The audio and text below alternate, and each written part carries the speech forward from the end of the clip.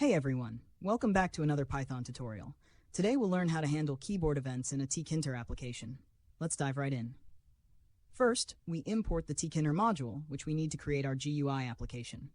Import Tkinter as TK. Next, we define a function called onKeyPress. This function takes an event as an argument and prints the key that was pressed. Def onKeyPress event print fKeyPressed event.keySym. We also have an onKeyRelease function that prints the key that was released. Def onKeyRelease event print keyReleased event.keySym.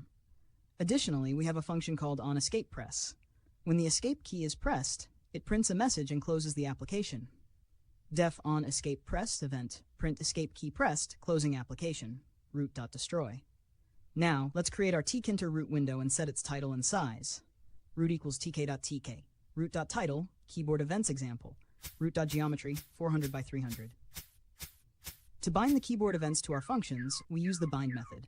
Here, we bind any key press to onKeyPress, any key release to onKeyRelease, and the escape key to onEscapePress. Root.bind keyPress, onKeyPress. Root.bind keyRelease, onKeyRelease.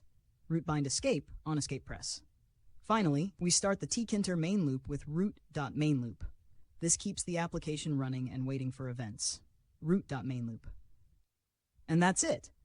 When you run this code, you'll see messages in the console for each key press and release. If you press the escape key, the application will close. Let's see it in action. Here, I press a few keys, and you can see the output in the console. When I press the escape key, the application closes. I hope you found this tutorial helpful. Keyboard events can be very useful in many applications, from games to form validations. If you enjoyed this video, please like, share, and subscribe for more Python tutorials. Thanks for watching, and see you next time.